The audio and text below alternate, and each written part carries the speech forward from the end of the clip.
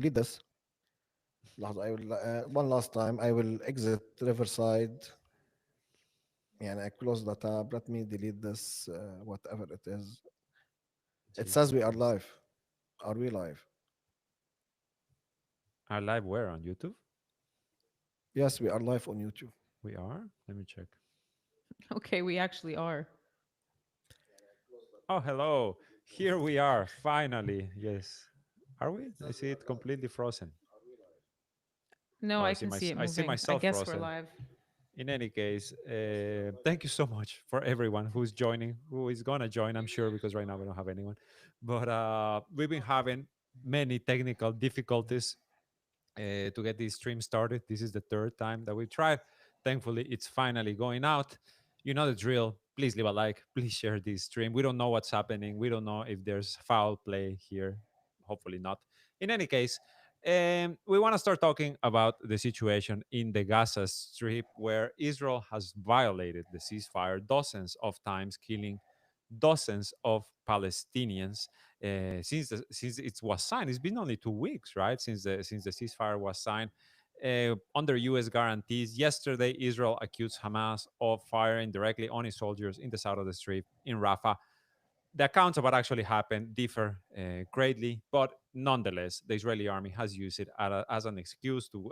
They used it as an excuse to close down the Rafah crossing, the another crossing as well to try to stop the flow of humanitarian aid. According to Axios, there was enough U.S. pressure that Israel has agreed to reopen these crossings and to continue to implement the ceasefire. Without further ado, I want to hear from you guys. What is actually happening in Gaza? What has Yeah. been the excuse for the violations? Yeah, I mean, I think it's worth getting into the details a little bit, but first of all, let me say that that was like full-scale bombing that was resumed yesterday in Gaza, which amounts to roughly, according to government officials, 80 ceasefire violations. It's surpassed 80 by now, surely. And that was as of a few hours ago, and at least 100 Palestinians killed since this so-called ceasefire went into effect. At least 45 of them killed yesterday. Um, a- and I'm talking like North, Central Gaza, and South Gaza. And basically, two Israeli soldiers were killed in Rafah, which is Gaza's southernmost city. The thing about Rafah is that Rafah has, for months on end, actually been a complete no go zone, a complete red zone, a zone that's been completely under the control of Israel and its mercenary gang, Yasser Abu Shabab's gang, that we've talked about so many times on this show before.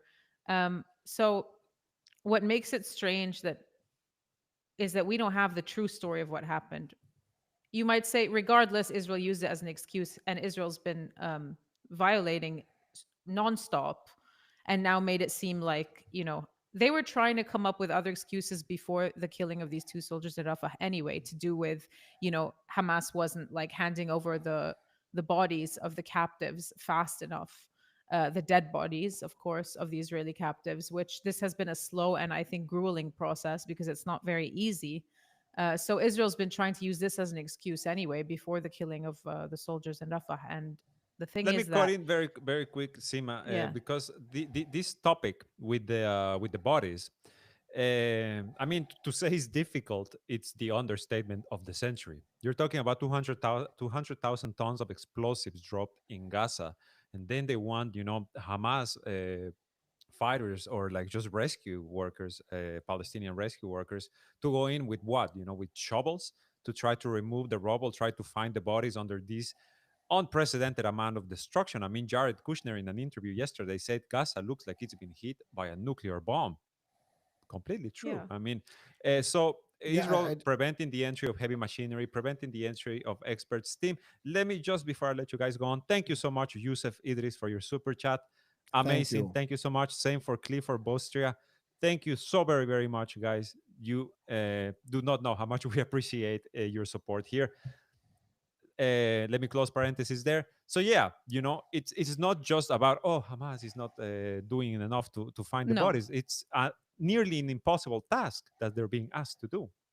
Yes, and Israeli negotiators were well aware that finding these captives' bodies would take time. So they like to invent new obstacles, as they have done throughout this entire process, genocidal process that we've been living through. And if you look at the actual document that was signed, there is no such, like, it's clear that they are just inventing, issues.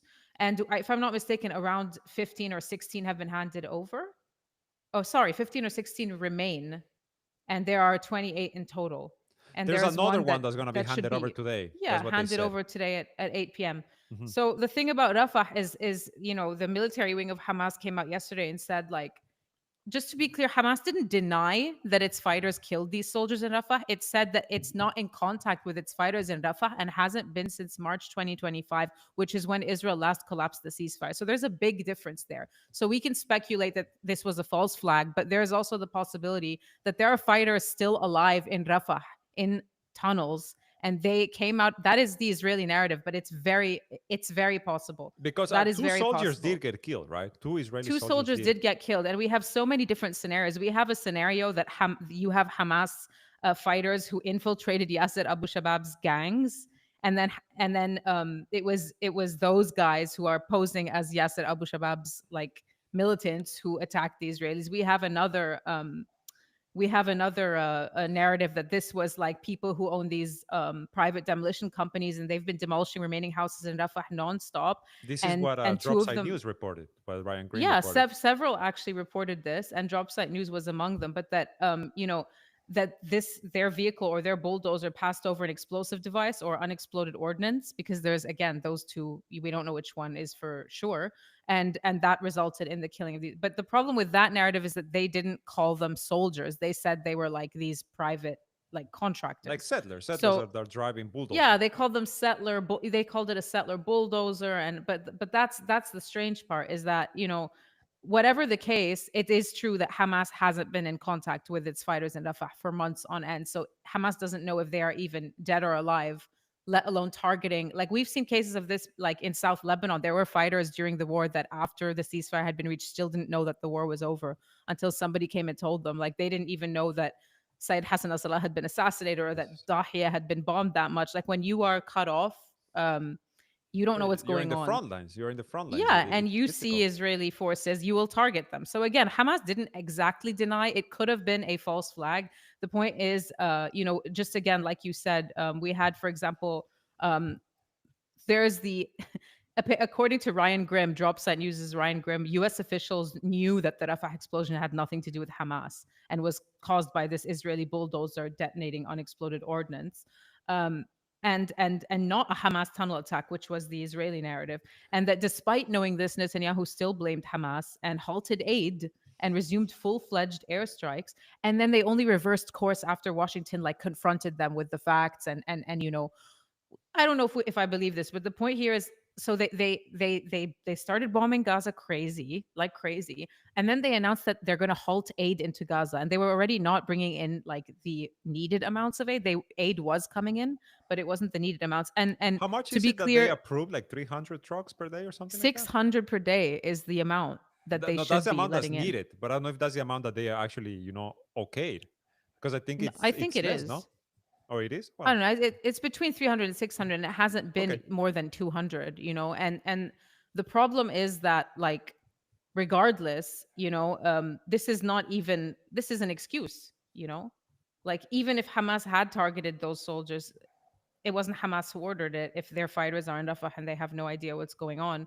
And anyway, I don't know if the U.S. was the one that got Israel to reverse this decision, but the point is that I just wanted to make it clear that Rafah crossing has been closed this whole time and is not included in this reversal. So if Hmm. Israel came out and was like, "Oh, fine, okay, we'll reopen them tomorrow morning," after announcing that they'd closed them for the entry of aid, Rafah crossing is excluded from that. Like, Rafah crossing is still closed now, even though the other ones were opened. I just wanted to make that clear.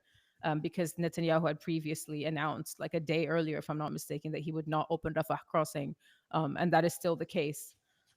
So everyone now, is you have, like, Kushner and Witkoff, they came to visit the Israelis.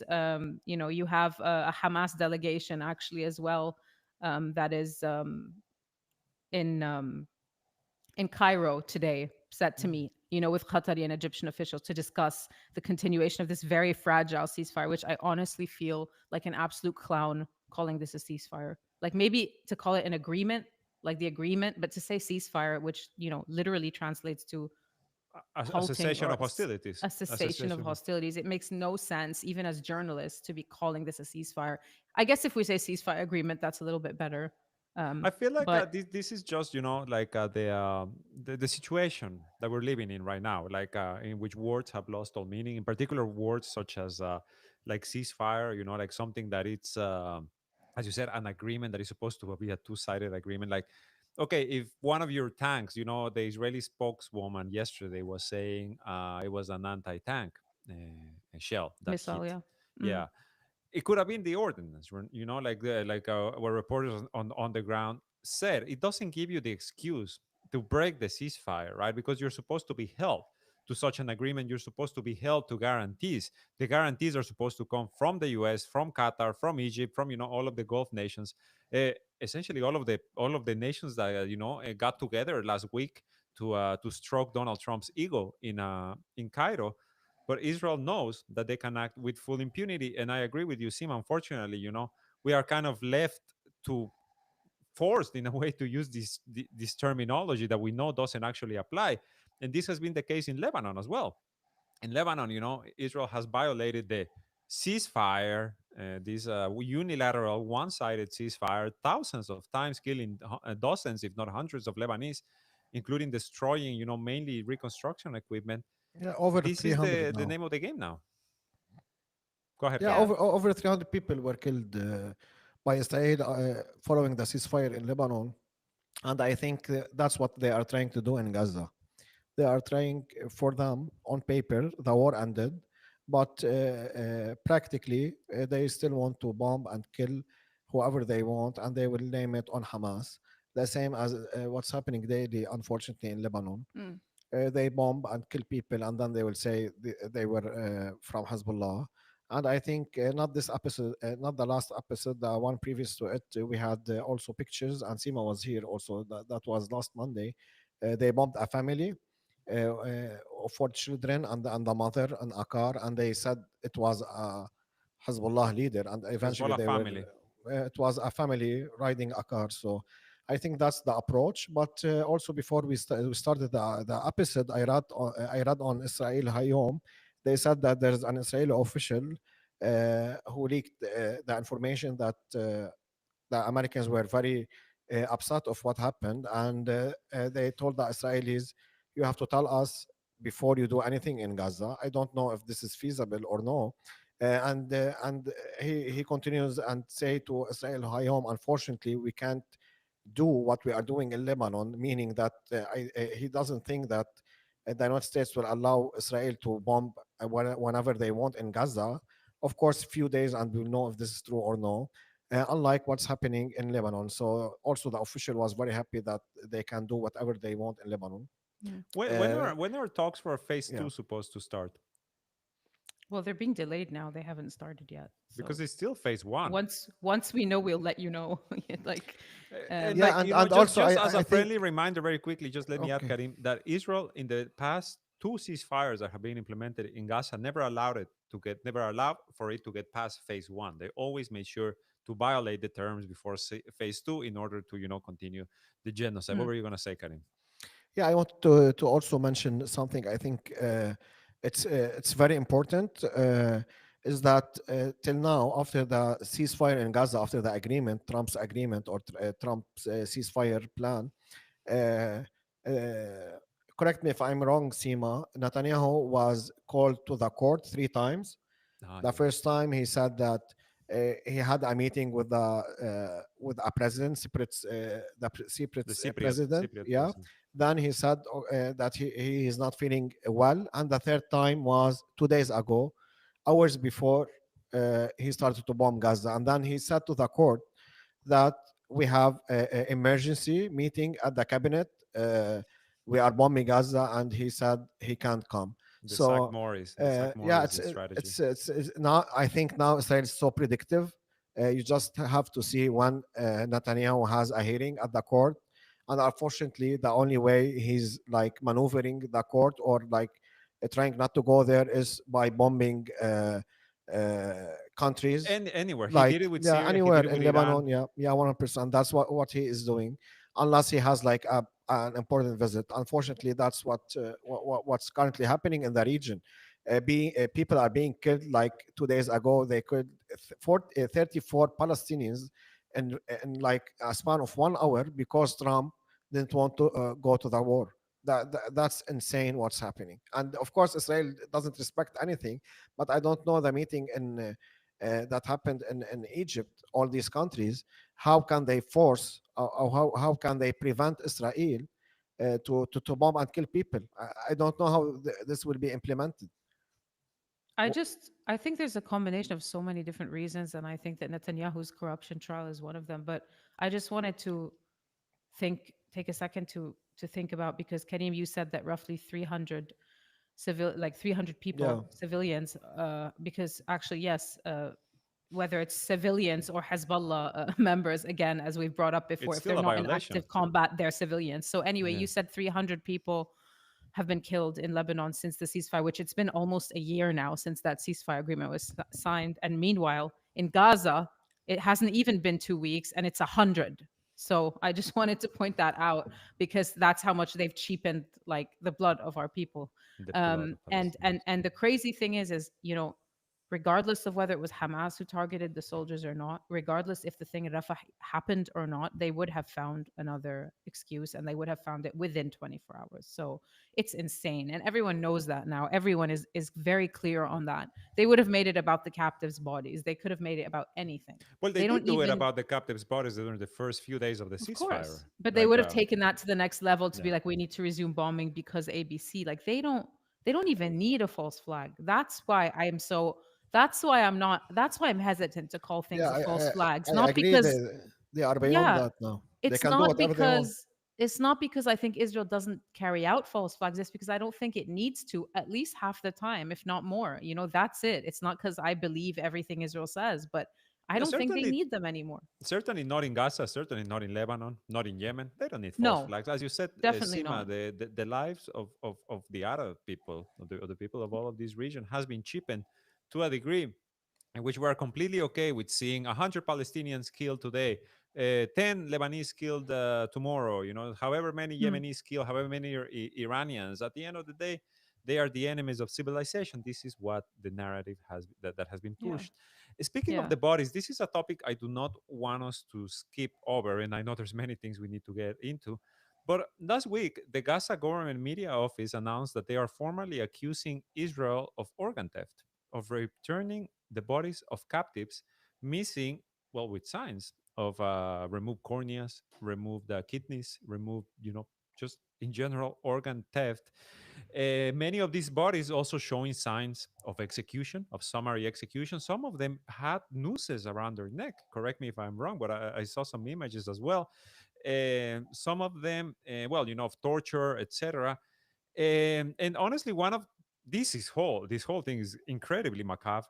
But to me, honestly, one of the worst parts was that none of these bodies had names. That all of them were handed over just with numbers. And for a people who like to pride themselves saying never again, this certainly sounds like again, right? Like the same practice, the same practice. And this is not new. The organ theft accusations has been around for a while against Israel. It was just last year when they returned some bodies that they took out of, remember if it was from Nasser Medical Complex or Al Shifa. They also returned them in horrific conditions, including showing signs of organ theft.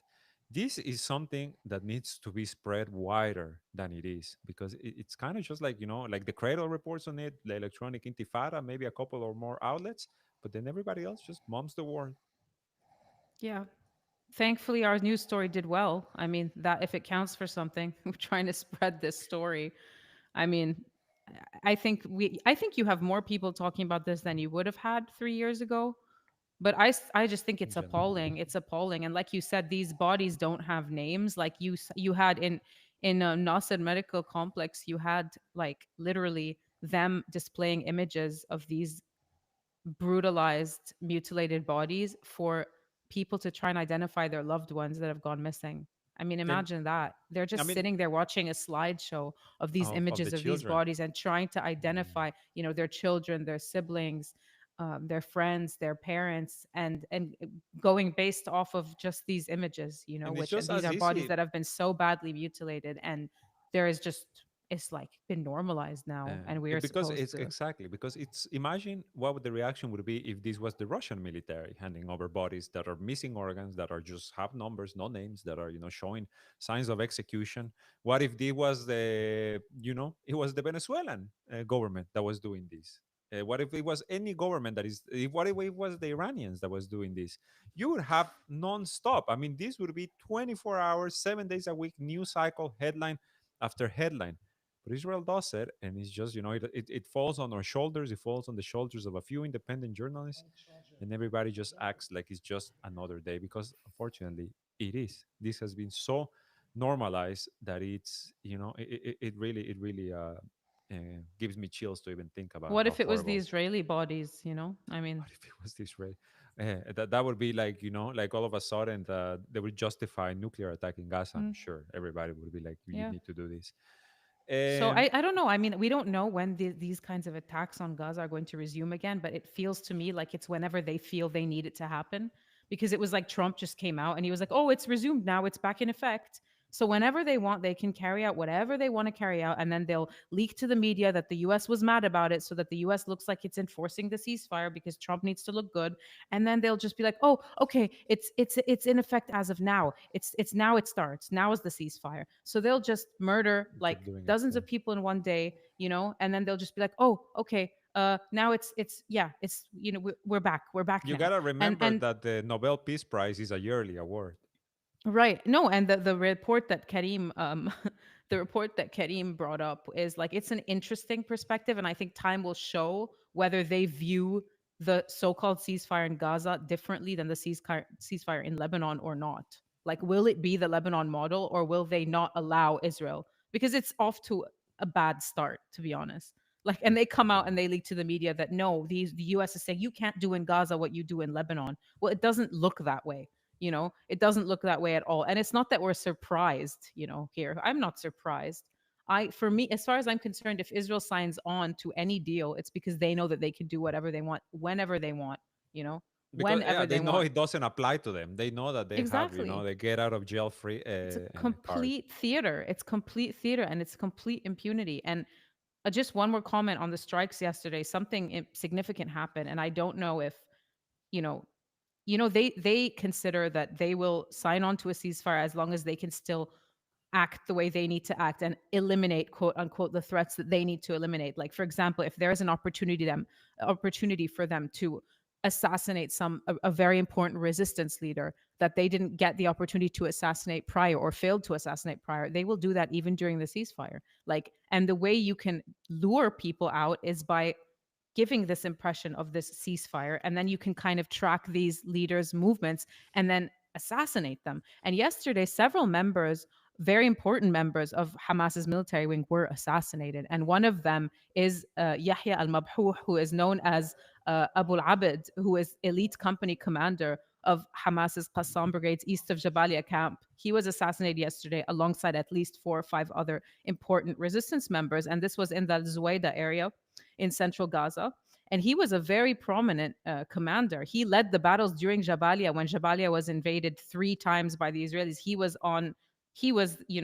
spearheading those battles by the Qassam brigade. So it just makes you think, because this was also reported on as a kind of like betrayal. I mean, we know that the Israelis betray like that, but I mean, it just makes you think, like, what if they wanted to assassinate him as well? And so that was part of the reason. It's endless things. It's endless things, and I found it interesting that this is someone who they had failed to assassinate so many times before. So if they get that opportunity, regardless of whether or not soldiers were killed in Rafah, they will take that opportunity. And the same has been the case in Lebanon.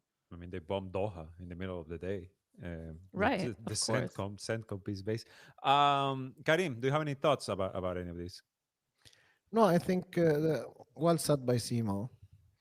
But the point is that when she said and said, yes, no, no, they want you to feel and emotionally and physically, that's what they are doing. They are telling us one dead body of an Israeli equals more than 100 Arabs or Palestinians, and that's so bad. And I think it's not only, and this happened not because of the resistance or because Israel is also backed by the United States and by America and by like billionaires. I think this is also due to the leaders of the Arab world. They don't value their lives, and that's what's happening, unfortunately.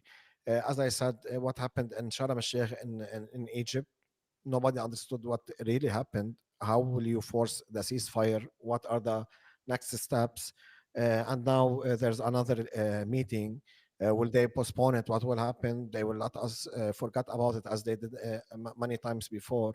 I think the Arab leaders running behind the Americans and the Europeans and unfortunately the Israelis led for this.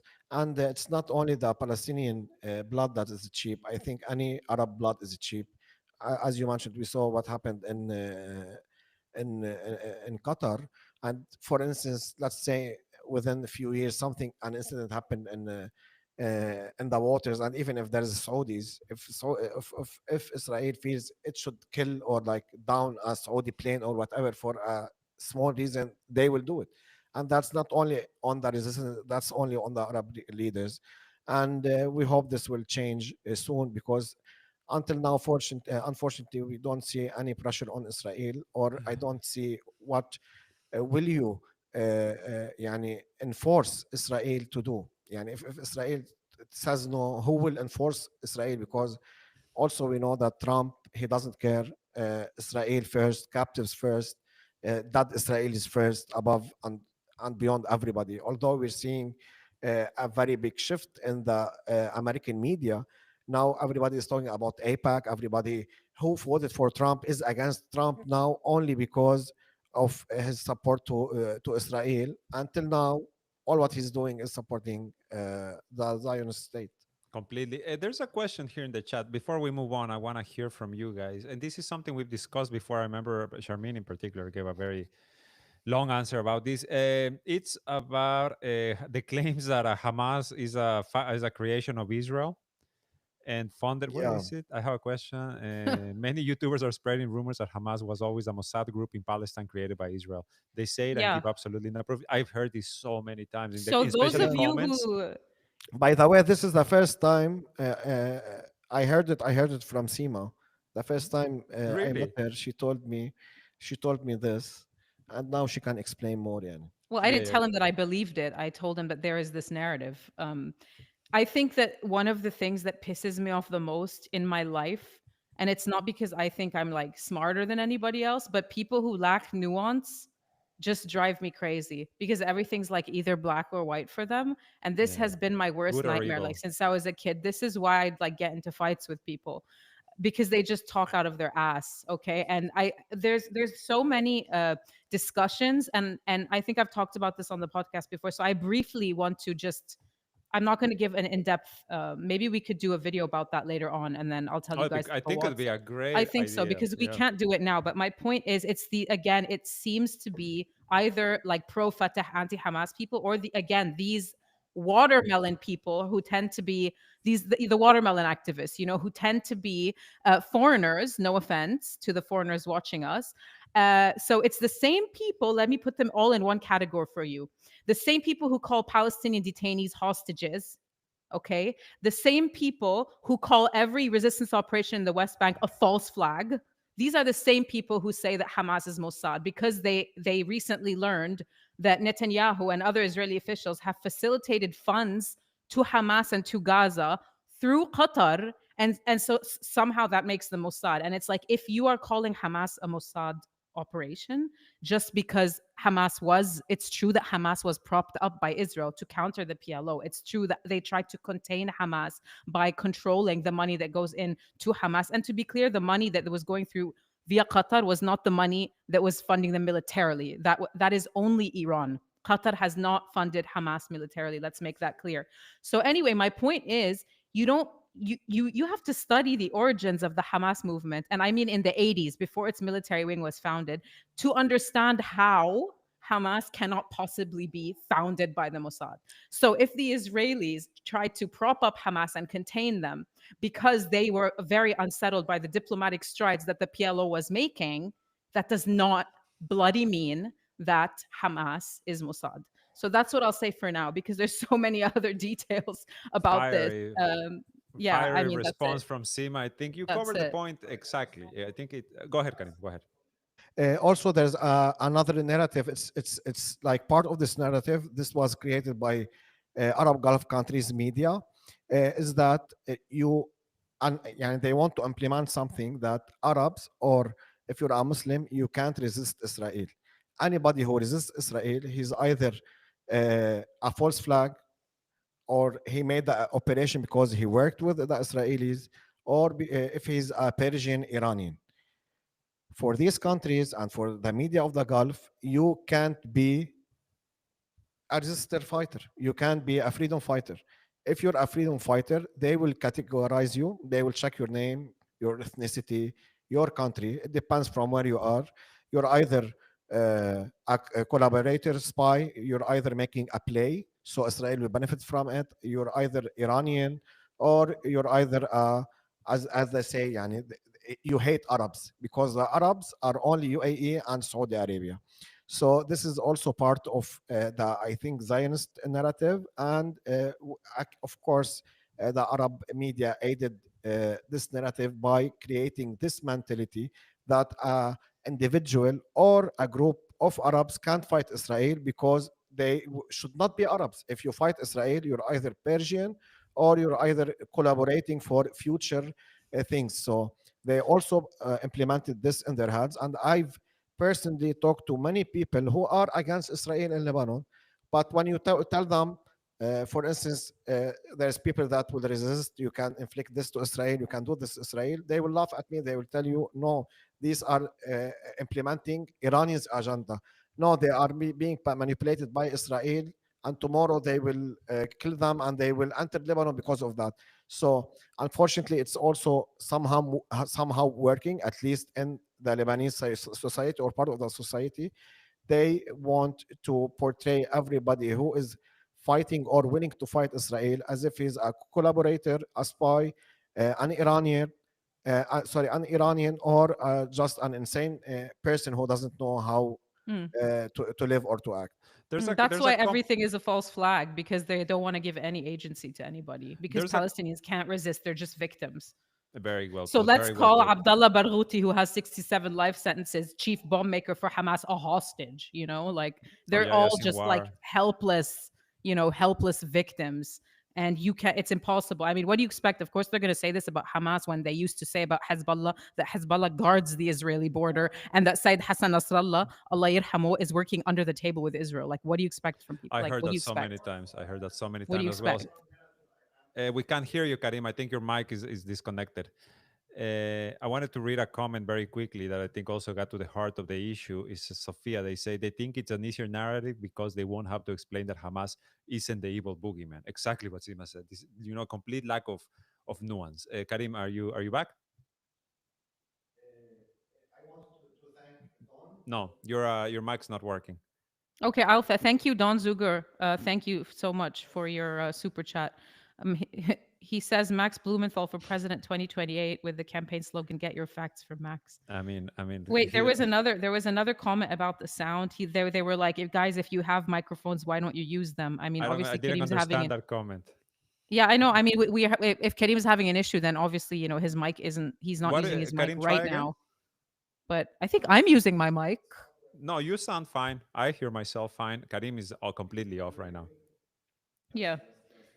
Anyway, Uh, yeah. I mean, I get really angry about this No, stuff and because it's it's good always reason, because like it's like yeah. a bad faith statement, and like you said, Sima, it robs Palestinians of, or anyone, any Arab, of their agency. Like most of the Mm, fighters who went into the Israeli territories, into the occupied territories on October 7th, they were young men who had never left Gaza, And you also must remember that the nuance need to extend further than that. Before October 7, 2023, I think in 2019, there were like protests in Gaza as well because people were not happy with the situation. They were protesting against Hamas as well. It's not a monolith. Neither the Lebanese, nor the Palestinians, nor the Yemenis, nobody in the world is a monolith. It's not just like a lemmings following, their leader blind. Yeah. There's people with different ideas, with different thoughts. There's ups, there's downs, there's valleys, there's history. There's Yeah. history. Karim, you think you're good now? Test. There you are. I Yes. just wanted to reply to a comment quickly before. I think we should talk about the West Bank. But so we Do have it. Dr. Susan Jacob. Thank you so much for your comment. She says, I don't think anyone calls the prisoners with life sentences hostages. They call the ones who are held without charges hostages. Even if you're detained without charge or trial, you cannot be by definition a hostage. That's my only point. Hostage means when you take a hostage, it means you're demanding something that needs to be fulfilled, and once that condition is fulfilled, you will let the hostage go. So in fact, the situation that Palestinians are in as detainees, or if you call them prisoners, it doesn't mean they're guilty. Prisoner can just be someone who's imprisoned by an enemy, by a criminal. It doesn't have to mean that they have been legally tried or charged. I think that from Arabic, like, let's not speak over Palestinians. If Palestinians don't call them hostages, we shouldn't call them hostages. And in Arabic, it's not called the hostage movement. It's called the detainee or the prisoner movement. They don't call them hostages. I think detainee is the best translation from Arabic.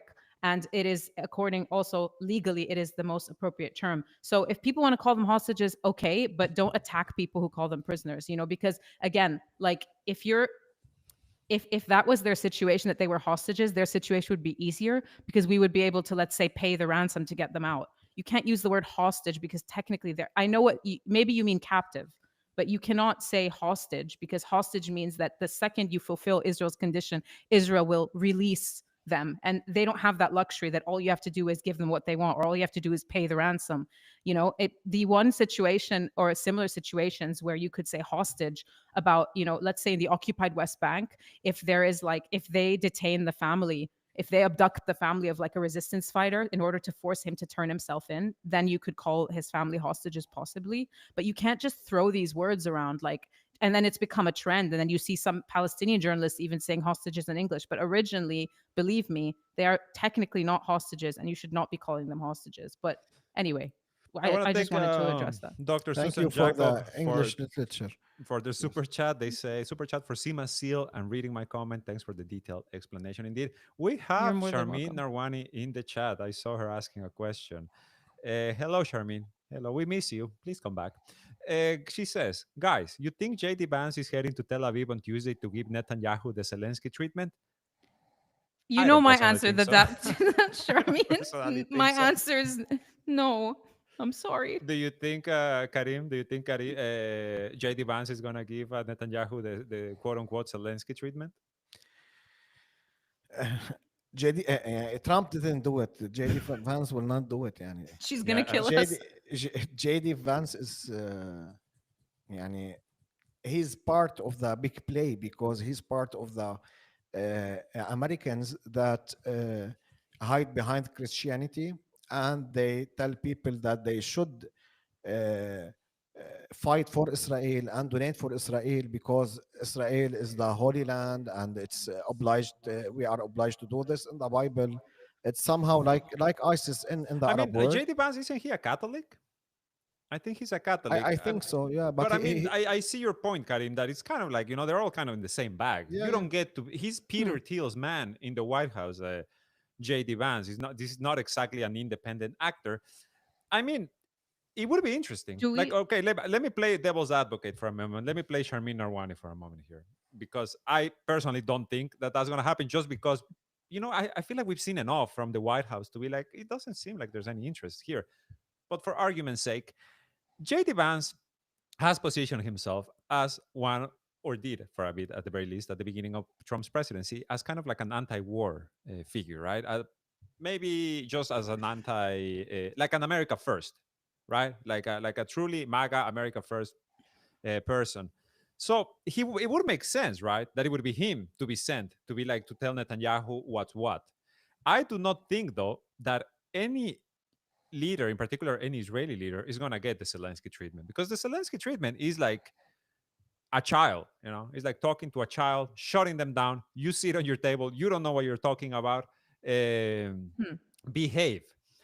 Hmm. Maybe he will, JD Vance, but I think unfortunately, even if I'm trying to play devil's advocate, I don't really see it, man. Look, I it's don't it's see him great that doing it. Charmin brings this up because this is Yeah. like a higher level visit. This is not the equivalent of Witkoff and Kushner, right? And I mean, what we know of the nature of the visit is that he's coming so that they can discuss regional challenges and opportunities. I don't know what that means, but if, let's say, there's any truth to the report Karim brought up, the Israel Hayom report, that the U.S. will not Israel uh, act in Gaza as it acts in Lebanon, then I wouldn't call it the Zelensky treatment, but maybe they are trying to, they're sending JD Yeah, Vance over to try and enforce this yeah, so-called ceasefire. But yeah. I don't think there'd be consequences for if they break the so-called ceasefire. I Yes, just Exactly. think What that would be the I agree consequence? with That'd be Sima interesting. 100%. like maybe new mechanisms, new like, okay, you can do this, but only in this specific case, or let's try not to do any of this right now, or Or, I mean, it's or higher level. yeah. It's worth pointing out. Or So please call us before killing 50 Palestinians so we know what to do. That's the way. And I think he will. I think so. I think Trump is very happy with the ceasefire and he's talking about it 24/7. And he doesn't want يعني to be breached, and specifically by Israel, because for him, Israel is is the important country there. So maybe he thought that the Palestinians will do anything, they will breach it because they are terrorists and blah blah blah. But I think yes, he went there to tell him, no, you can do as before, but not the Zelensky way, and he will not yell at him. I don't think there would be like action. I don't think there will be threats either, as in like, you can't, we will cut this off, I we think will. he's gonna go Yeah. and he's gonna kiss that wall, put his hand, cry against the Someone in the wall. comments said he's going to kiss the wall. That's what they So do. That's what they do. That comes with yeah, the that's package. what they do. It's a You go to humiliation Israel. ritual. The It is. humiliation. Esteban is not kidding. It comes with a package.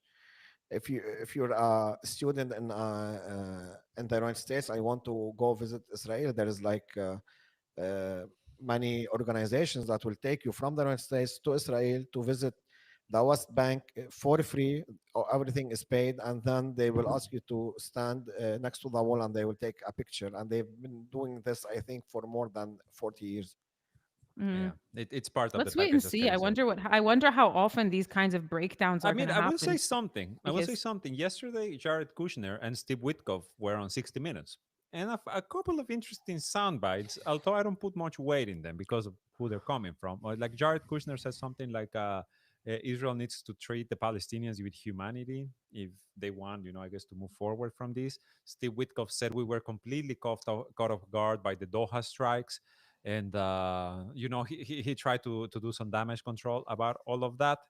So maybe their positioning, right, like the new narrative, which is we're going to be tougher on Israel now because the damage that this support for this genocide has done within MAGA cannot be understated. I mean, you have Tucker Carlson, you have Marjorie Taylor Greene, what's her name, Candace Owens, all of them just being very, very harsh about APAC, about the influence the Israeli government inside U.S. politics, about the Hmm. expenditure, all of these things. You have the United States spending about $34 billion that we know of in 2 years to fight wars in the name of Israel, while the economic situation in the U.S. continues to worsen. So I feel like you cannot discount the damage that was done within MAGA, but at the same time, you cannot discount the fact that the United States and Israel represent the same imperial project. You cannot see them as two separate entities. They are two sides of the same coin. If Israel is allowed to do what it does in West Asia, is because one way or another it does further the goals of the United States government, in particular the pursuit of Israeli hegemony. This is what we're seeing right now. They want Israeli hegemony for the region. Before we continue, I want to remind everyone, please hit that like button. We really, really could use the likes. We had so many technical difficulties today to get online. And it's a small miracle that we're here right now. So make sure to hit it that like is. button. And It is. if you know of anyone who Mm. watches this show and is not connected right now, let them know the cradle is live right now. And well, Y- unfortunately, as much as we'd like to move on to different topics, the Israeli violations really encompass far beyond Gaza. And we have to Yeah. talk about the images that came out of the West Bank over the weekend. Um, I'll let you go on, Sim. I think you'll do a better job at Yeah, explaining. no, I mean, the thing is that this has been like escalating for weeks. And once in a while, you get this video that goes viral, and people who aren't following day to day, I know a lot of our viewers follow day to day, but people get shocked when they see images like, Karim, if you can pull that video up of the elderly woman being attacked, clubbed, bludgeoned, I think that is the way of Bludgeon putting is the it right word. by a Jewish settler near Ramallah in the West Bank while she was picking olives because it's olive harvest, right now. So she's like a 55-year-old woman who was literally beaten unconscious by a settler. And this was documented by this US journalist, Jasper Nathaniel. So my point is these videos come out they should be a reminder. This is not this is happening all the time. Like just last week, I was gathering photos of all these people who were injured and bleeding because of settler attacks. So just this one happened to be caught like in the act. Like this settler happened to be caught in the act, but the settler attacks have gone completely out of control. This woman literally was taken to hospital. This is in Turmus Aya in the occupied West Bank, and it happened to be captured on video by this U.S. journalist. Like, good, thank you for that. But I mean, it's kind of irritating for me to watch someone scream from inside a car, "Don't hit her," and not get out of the car and beat the shit out of him. You know what I'm saying? Sorry for cursing, but um like I'm glad that he captured that. But like there's, because you have this case of foreign activists who sometimes it's commendable, like they go to the West Bank to try and like protect Palestinians from settler attacks because they believe that their, like, let's say, second nationality will shield them. Like you even have some Israelis who say, "Oh, I Yep. would give up my Israeli citizenship, but I'm keeping it so that I have this privilege to go and protect." But like, how much are you really protecting as well? Is the They question. they But yeah, kidnapped and tortured an Oscar winner. right. Again, like this is happening every day. There's like they're destroying agricultural lands. They're demolishing homes. They are also, um, they are attacking people. Like they are killing children. There was an 11-year-old boy who was killed just a few days ago in the West Bank. Their army and settler attacks are coordinated. The settlers are increasingly armed. And another thing is that they are actually, detaining dozens of Palestinian workers from the occupied West Bank who attempt to cross the separation wall for work, by the way, because there's such a sharp rise in Israeli manufactured unemployment and poverty in the West Bank, where they are suffocating the Palestinians. So they suffocate them. And then when they try to, like, jump over the wall and or try to sneak themselves into Israel to find work there, illegally, they get detained and humiliated and tortured for that. So just on all fronts, you have this escalation that has not stopped, but it comes out in the manifestation of like this poor woman, this poor Hajj, who was like, beaten on camera. And because it was caught on camera, it's like everyone's paying attention all of a sudden, when in reality this is literally happeing every single Every day. single day. you know that's all I wanted to It's say the about normal. that. Yeah, it's a status And quo in the West Bank. there's a guy also who, if I could try to find it for you, who was there.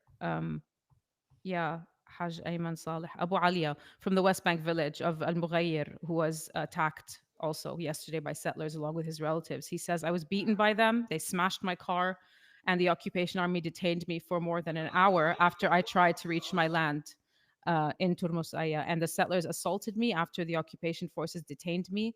I narrowly escaped the attack. For 15 years, we've been harvesting olives from our land in these areas, and the occupation has never issued any prevention orders before. Like now they're being attacked for harvesting olives." And he's like, "This is new." From that sense, they've never issued prevention orders before. And Sorry, Sim. the The, woman who the appeared in the video was hit twice on the head and once on the hand, and scans showed a blood spot on her brain. The power has gone out in Beirut as is wont to do. Oh yeah, it's normal. What were you gonna say, Karim? no, sorry, because we had technical difficulties, and at the moment we started the podcast, the electricity went off. Now it went off again. So now I will put the video. Oh, the video's unavailable. So make sure to leave those likes, as you can see. Sometimes I don't think the I'm part of the condition. stream anymore, am I? I think you are. Or I see oh you. yeah. I Oh, see you. okay. I'm on the wrong. I Oh, see okay. Yeah, you. Oh, I we see have you. another super chat from Dom Sugar. I am the owner of a Thank group you. on Mew called Israel is Evil. Everybody's welcome to join the group. I am not sure what Mew is, but Go ahead and join Thank that you. group. And thank you so much. Thank you so much. Yeah. Sorry for talking for so long, but yeah, I No. mean, did we manage to show the video? Yeah, it's playing now, Shasim. Yeah, I just we combined the two videos here, so Jesus Christ. This is the chosen people. The chosen people. Everyone. yeah. Oh, I thought that Um, was the we there's another video that shows her when they were helping her off the Yeah, floor and she was I bleeding. put it from yeah, you know, Instagram Yeah, this on yeah. is Instagram. at the same time you have the government expanding, you know, the illegal settlements. Oh my God, we're getting a view into Karim's Instagram. Nothing special there. He doesn't use it, guys. So, I mean, so if you scroll down, you'll see yeah, settlers attack Settlers elderly attack woman elderly on the woman. right. By the way, guys, this is our new Insta. Instagram that we can't use the name The Cradle because they'll instantly ban us. It's TC Media News, so feel free to follow if you're an Instagram person. I've had Yeah, it for a couple of months. we're So too here you see dangerous, them guys. helping her. We're a You danger see to society. you see them helping her up, and she was later taken to hospital. So again, this is really tragic, Oh but my this is God. just not an exceptional case here. I'm telling you, I'm seeing photos of people beaten bloody every week, and they just happen And they to do it, you know, sometimes go viral. like you said, Sima, they Yeah. do this in coordination with Israeli police, with Israeli military. IDF soldiers accompany the settlers when they do these pogroms in the West Bank. It's just an everyday thing. And then you wonder, how is it possible that it is the Palestinians in Gaza who are being ordered to de-radicalize and to demilitarize, while the settlers in the West Bank conduct themselves like animals, like nothing less than animals. And well, this is what's happening in the West Bank. As I said, the violations are constant, as are in Lebanon. In Lebanon, the Israeli army has also prohibited Lebanese farmers from harvesting olives. They have they have set up signs that said this is a killing zone. Do not approach, because of course Lebanon, Israel continues to occupy South Lebanon. We have seen the strikes. They are bombing Lebanon on a daily basis. Is that correct? Yeah, That yeah, is, yeah, pretty much correct, with the exception of maybe one day goes by where, and the drones today, guys, we are, oh, Esteban, I didn't tell you before we started the episode, is so bad today since the morning. it's so bad. It's so low. Everyone can see it here in our area, which is not an everyday thing, but I mean, it's happened before, but it's been a while. They're really low. They're really loud. They're all over Lebanon. And it's unsettling, but there was bombing, there was bombing today. There have been attacks almost every day, and the bombing today also, um, so either they claim it's infrastructure that for Hezbollah, or they literally will come out and tell you that it's civilian targets, but Hezbollah's using them. Like, they have no shame. They will come out and say that, like, oh, these are so, like, literally they're just destroying anything for for not just rebuilding, but even like the 4 days ago when they destroyed the asphalt and the cement factories, and they also destroyed a facility that had 500,000 liters of diesel fuel Mhm. in it, and that goes to supply electricity to these villages in the south, so And as you can everyone see, knows that. Lebanon, not a country in which electricity is really Yeah. available. So this is, it's horrific. That's horrific. You know, the Yeah, drones, and the this overflying. there are these like like these escalations that happen. They seem to be timed with, like they seem to coincide with certain things. Like U.S. envoy Tom Barak has again threatened Hezbollah and saying Yes. if Yes, Beirut yes, yes, fails, yes. again he's reminding us that Israel through a confrontation will disarm Hezbollah. And then he talks about, like, there's this thing he put out. I guess, is it an article he wrote? He posted it on Twitter, and it's like by Tom Barak and whatever. And he says in it like that, just to read the quote to you, because it's nothing new, but he's reminding us, and he explains to us how, like, basically, Hezbollah will be isolated if it's attacked again, and ABC is going to happen. So that he says again, basically, um, that if Beirut fails to act, Hezbollah's military arm will inevitably face major confrontation with Israel at a moment of Israel's strength and Iran-backed Hezbollah's weakest point. And then, so these comments. I mean, he made a lot of other comments about Syria that were important too. But I mean, I'm just here focusing on this point of, they haven't forgotten about this. It seems they are adamant on, Israel doing a full scale, resuming a full scale campaign. Of course, I'm not going to say resuming the war, because the war never ended. But and during those attacks, the massive attacks that took place a few days ago, even the Lebanese president, yes, even him, he was like, no, we are not going to do any like direct negotiations with Israel. And I was like, oh wow, thank you. And today, Lebanese Speaker of Parliament Nabi Berri also said no negotiations with Israel. He told the Sharq al-Awsat newspaper that Tom Barak informed Lebanon that Israel had rejected a U.S. proposal aimed at launching a negotiation process that would begin. But Birri said any path for negotiations with Israel has been abandoned, and what remains is only the mechanism followed through the committee supervising the implementation of the ceasefire agreement. خلاص So, we follow بر. yeah, we follow Birri. I mean, there's no negotiations. There's this thing, this ghost of a ceasefire agreement, this joke of a implementation committee, whatever. What is it called? Monitoring committee? What Monitoring this? committee, I think so. Mechanism, the Monitoring mechanism. The mechanism. mechanism, the tripartite mechanism. With No, all of the listen, guarantees of the US and I France. just wanted to comment on Tom Barak. Let me quickly just thank Yes, Cookie though for their super chat. Thank you so much. I contribute because the world needs to hear you. Love you all. We love you as well. thank Thank you so Thank you, you much. very thank you much. all. By the way, and today, uh, because we are not all men, we have extra. Kareem, Uh, Kareem. That says, look, the numbers don't number lie. don't lie. خلاص. Yeah, the guys have reached the conclusion that if there are no females on the show, it just doesn't, do as well. But Yeah. I hate Our that. viewers have Men are a. great. What are you talking about? Anyway, You- Seema, you are great. Oh, Yeah, I just wanted to comment over Tom Barak comments, which is it really يعني it hurts when you look at the history of this region that he said that uh, Lebanon should follow Syria as if Syria is a done deal. I think it is a done deal. I think they need a little time or some specific things because he said Lebanon should follow Syria and the agreement in the region, and Lebanon should join the peace process as Syria did. That's what he said. But still, we didn't hear when there will be like um, agreement between Syria and Israel. But I think it's very near, and I think it's a done deal, unfortunately.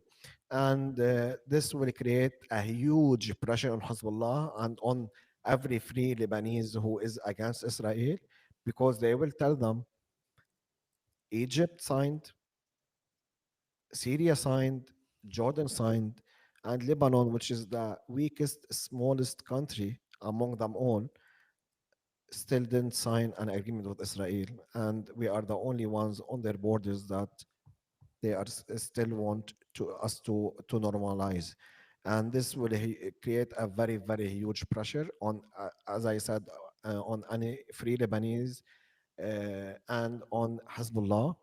There's already a huge pressure on Hezbollah, and I think usually the pressure. I'm not talking after 7th of October. I'm talking before it. There was Syria and Lebanon, who are not part of the Zionist entity in the region. Unfortunately, Syria is now, and unfortunately, the Lebanese leaders are now, and there's still only Hezbollah and some free Lebanese. I think it is a very critical situation and critical time, and I think Hezbollah and others should act in a smart way, or they have to initiate something. I'm not talking about like starting bombing, but they have to initiate a serious talks, at least inside Lebanon and abroad. They have to find a solution, because if Syria signed and the only country in the world that didn't sign with Israel is Lebanon, this will create a huge pressure, and it might ignite also a war. I want to thank Steph for their super chat. Thank you for the important work you do. Thank you as well. thank Dr. you so Susan Jacob much. asked, is there a chance that Syria and Iraq will rise again? Oof, I find that one very, very hard. The US has essentially removed, I think, if not all, most of their troops from Iraq by this point, right? I think they mobilized nearly all of them to Syria. I saw our good friend Muqtada al Sadr is making the headlines again ahead of elections next year in Iraq. I guess he's trying to position himself as the alternative to the هلا هلا cooperation framework. Uh, Yeah, I go ahead, go just ahead, Karim. yeah, I just say I want to say that the history can answer this, and it would tell us that yes, they will rise, but not currently, unfortunately. Decades, maybe. Uh, maybe decades, maybe in one night, as Bashar left, he might come in one day. But currently, You think there Bashar is is gonna lead the uprising oh, in Syria? He's gonna no, be it's very front line with the flag. that his exit was very bad that it prevents him to come back. But unfortunately, Syria is divided. The south, there is the Druze. They want their own their own region. You The have the Kurds. Alawites after the massacres. They want their own region, and you have in the north some Kurds want their region, and in the east, unfortunately, also the Kurds want their own region, and even people that are in Damascus and they are Sunnis. They are not happy with Julani. I spoke with several Syrians that I had chance to see in the past week, and none of them are happy with Julani. There are Syrians that work in Lebanon. Previously, they thought that okay, he came and we give him time, but nobody is happy with him. And Iraq, they already divided Iraq to north and south. You have Iraqi Kurdistan.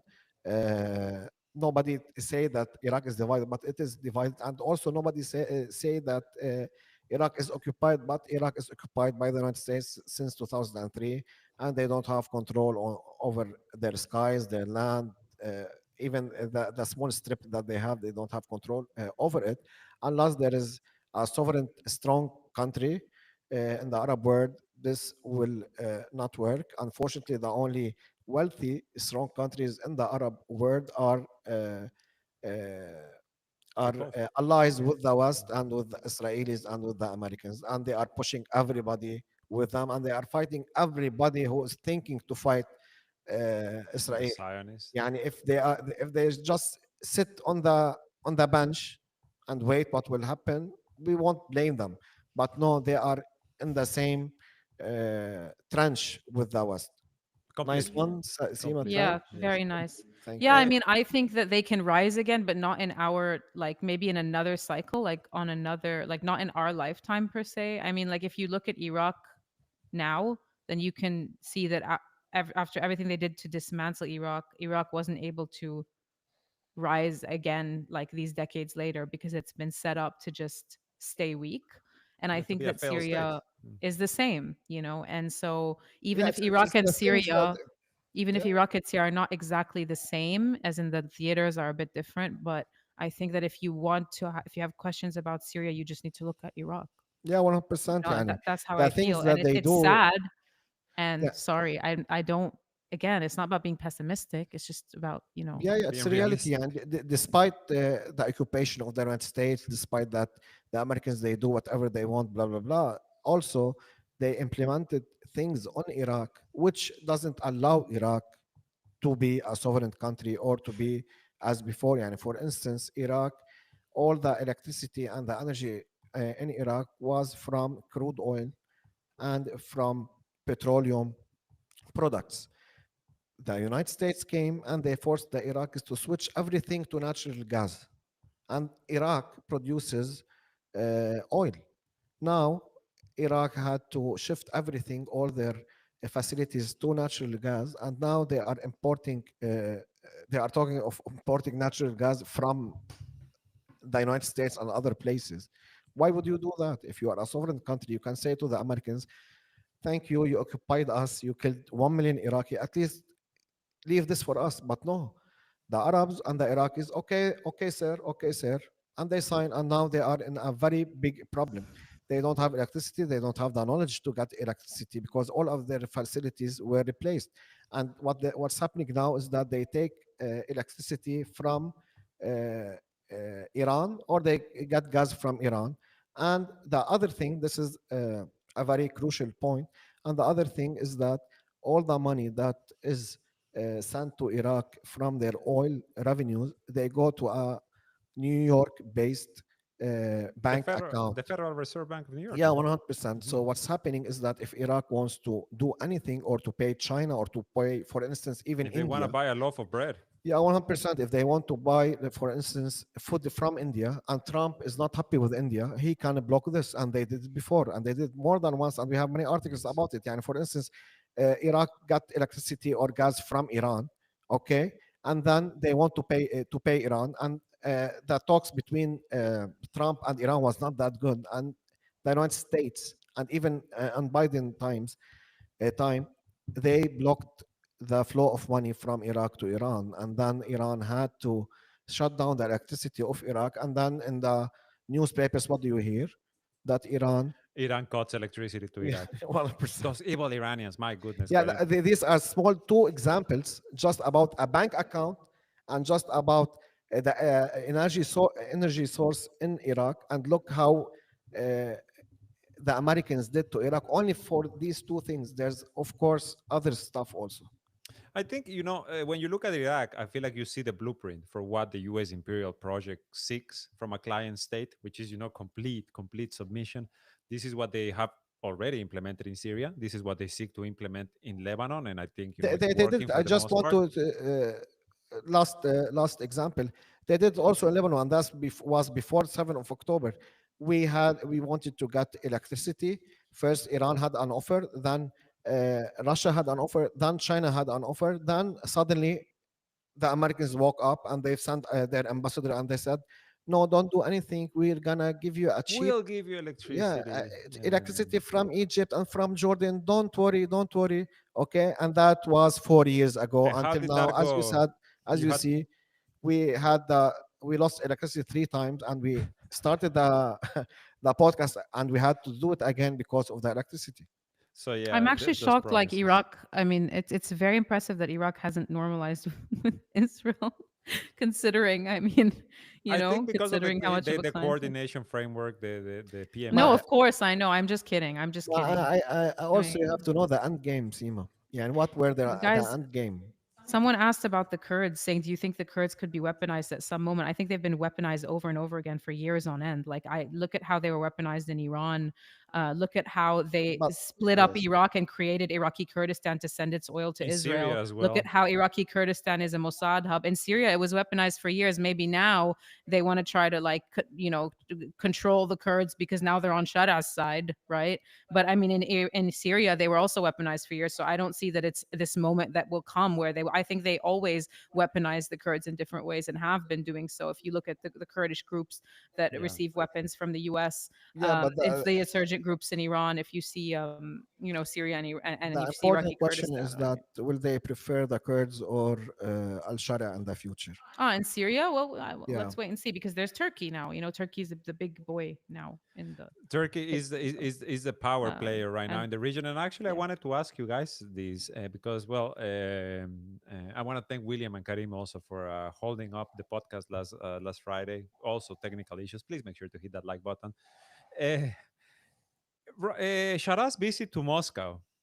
I don't know if you guys commented on this, Karim, but yeah, we his commented on arrival this. to Yeah, Moscow, I would like to hear from Sima. My own thoughts about it is just like Russia is accepting the new status quo in the region. I don't think that could be any more clear.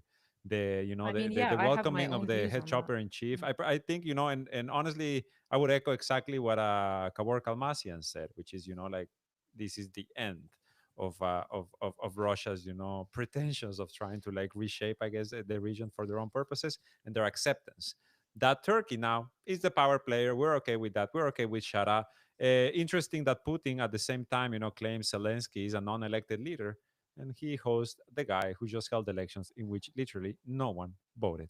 What do you think about this I visit? don't have any thoughts on it. I don't believe that Russia is now accepting the status quo. I believe that Russia's actions ushered in this status quo. Hmm. So that's my take on this. And I don't believe Russia has anything to lose if it's on good terms with the new administration. I don't think it's lost that much, to be honest with you. If it gets to keep its bases in the long run, then I don't see what Russia has lost. So it's not about I um, guess like, I feel like it's they've not lost about that Russia credibility. owes. It's not that Russia owes Bashar al-Assad something. He doesn't. Me and Karim always have these arguments. It's not that Russia owes us, but also let's not sugarcoat Russia. and its actions. It's just Russia's just doing what's best for Russia. And maybe, I think Russia contributed greatly to the fall of Assad. Doesn't mean I'm blaming Russia, but it was doing what is in its interest. There are a lot of factors involved. It's not like it's just Russia and Bashar al-Assad There and are that's it. there And there are it's no friends in so geopolitics. There's only no. interest, and I think the Russians are really, and the Chinese as well, are exemplary of this. They will protect their Yeah, interests first and foremost. yeah. I just want. I will not defend anybody, but I will say my thoughts. My thoughts is that first Putin came to power after following the Shishan War and Grozny, what happened in Grozny in 1999, and prior to that, and after that, he grew in power because he was directly responsible of the military actions there, if I'm not mistaken, or he was the head of the delegation of Moscow to control over the Shishan region, and after that. Yeltsin, if I'm not mistaken, was the first president of Russia.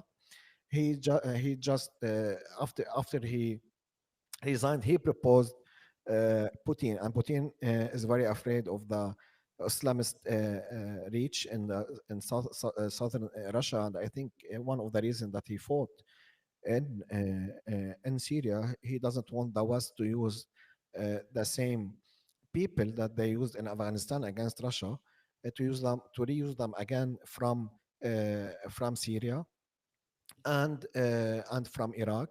And people might say what he's talking about. We have to know that Iraq, Syria, and the Russians on the map. If you look on the geography, they are not that far.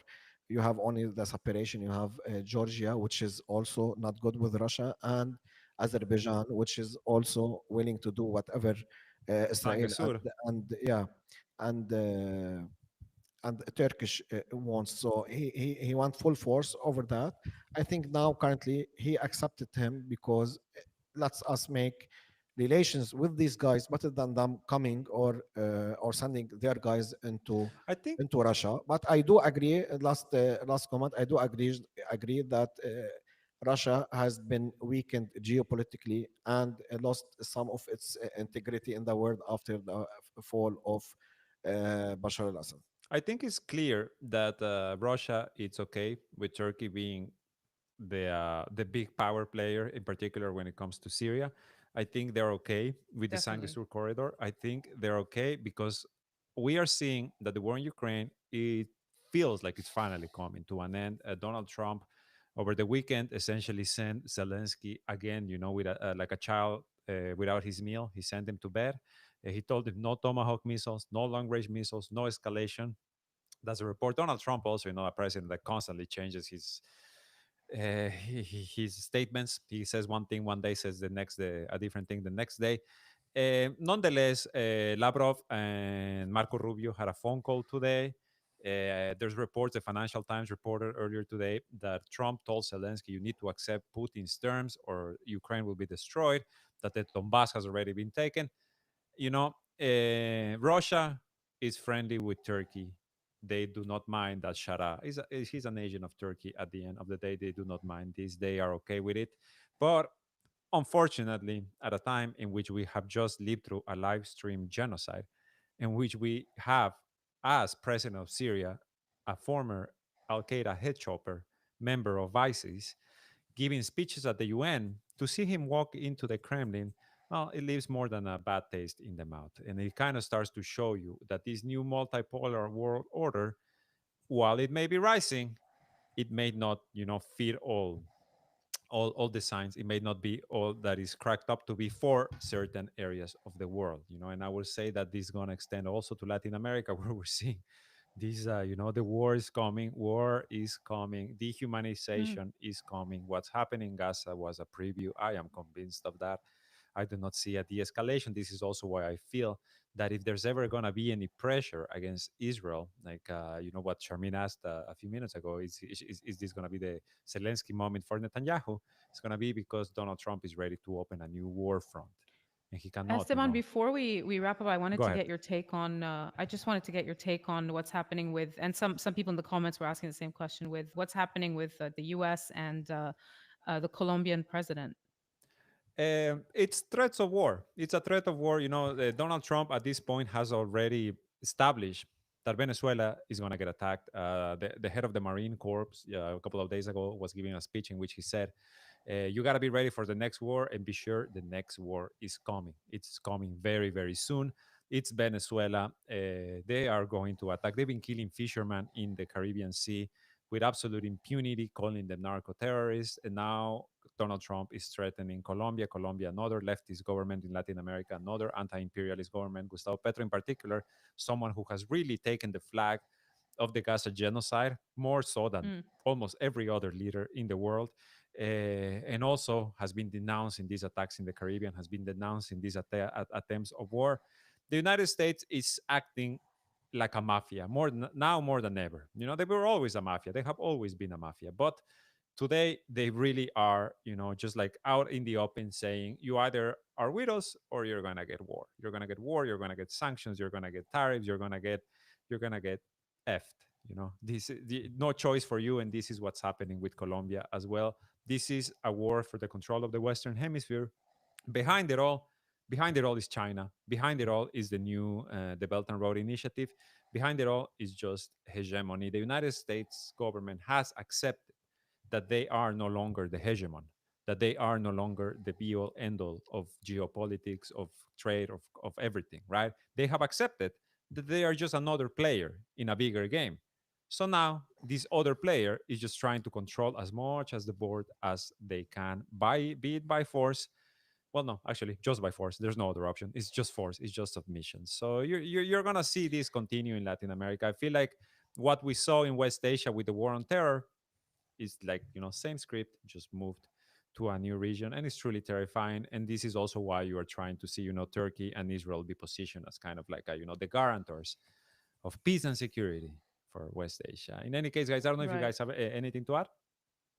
No, No, I think the I'm United good. States willingly or unwillingly, it's I don't know how to say this. At the same time, it's like trying to decrease the pace of them going down As a superpower. as a superpower, but at the same time, the things that they are taking or taking decisions and actions, they are also accelerating them to fall down. Yani for instance, the sanctions are not working anymore. We told our viewers, yani, this year, at the beginning of this year, I went to Iran and I saw everything is there. And Russia, after the sanctions, the economy of Russia is doing better. It's not like before, I mean, but they are, honestly, Karim, yes. sorry to cut you off, but like the most interesting thing to me that is happening right now is the case of China. How China's economy continues to grow. Their GDP in the first, I think, in the first 6 months of 2025, or in the first, well, in the first half of 2025, grew 5.2% despite US tariffs, despite losing a large chunk of their commerce with the US. Their commerce with Europe, with Southeast Asia, with Africa, with other regions continues to grow. Tariffs have proven to be a failure of the US government. So Yeah, Trump every exactly. time has less and less cards to play, as he likes to say, right? Yeah, 100%. يعني everybody saw in the media and the news and the American media how the farmers in the United States, they are like frustrated and they are yelling and they are talking about Trump because they can't sell soya beans because Russia went to Argentina and Brazil to buy soya beans. But after all that pressure or the he wanted us to feel it. And when Trump pressured China, we didn't see anybody from China coming out and saying, please, we want the United States to come back. Please, we want to sell to the United States. So this is a big thing that happened in the past 2 weeks. Now the United States, if they want rare earth materials, for instance, from China, they are having difficulties and China imposed restrictions. yeah, my people, they are not fully understanding what China means now. The word is so reliable, the word relies so much on China that many parts of the word, which is not that good, parts of this word, including the United States, and for instance the United States, they have the raw material, they have the rare earth materials, but they lost the ability and technology to purify these materials to use them in their electronics, for instance. يعني many things were lost to The China US, and yeah, this thing about the rare earths, it's so important because the US has no industrial capacity, has no technical capacity, has no 100%. investment capacity to create these things, to just like be like, oh, okay, China, you want to impose restrictions? I guess we'll do it on our own. You cannot. You're going to Yeah, need 100%. generations and trillions in investment. And just one more thing, Fortune this week revealed, or no, it was a Harvard economist revealed that if it hadn't been for data centers in the US, the economy would have stagnated. It wouldn't have grown. It would have had a 0.1% growth for 2025 if it hadn't been for data centers. And we know that the artificial intelligence bubble, it's about to burst. It Like is a this, bubble. the economic crisis that is coming for the entire Western world and well, the rest of us as well, is really, really, it's going to be very, very serious. And I guess in one way, the United States government, the Trump administration, is preparing itself for that. And when I say itself, I don't mean, the people of the United States. I mean, Trump and his inner circle. This is why they're giving billions to Argentina. It's not to help Argentinians. It's not to help farmers. It's to help Scott Bessent and his investor friends who were, manipulating the peso. It's why, so many other examples. But in any case, I think maybe we can wrap up for this week, Yeah, unless yeah. you guys go ahead. The last thing I just want to say, sorry, Sima, but I have to say thanks to Southpaw Ah, and yes. for Thank you all so the much. I'm just kidding. beautiful comments. I'm reading the comments; they are all negative. Sorry, positive. And yeah, Sophia, please leave Sima alone. I don't know why. Well said, Kareem. Sima content is stunning. Blah blah blah. Yeah, thank you all. Really, Thank thank you you, all. everyone who's here. Thank you so much. We had so many issues to Thank you, connect guys. today. Like I said, a very small miracle that we are here. But as always, we are committed. We want to thank you. We want to remind you to leave a like, to subscribe to our channel if you haven't, to check out our memberships here on the YouTube channel, and above all, to check out our Patreon page where you can become a direct supporter of the Cradle. As you can imagine, we need your support now more than ever. And thank you so much for everyone who's already a patron. Thank you to Dr. Susan Jacob. She makes another super chat. Thank you very much. We'll see Thank you you. on Thursday. Allah Thank And you. يعافيك يا دكتور. bye bye. Thank you. Thank you. Bye bye. Bye bye.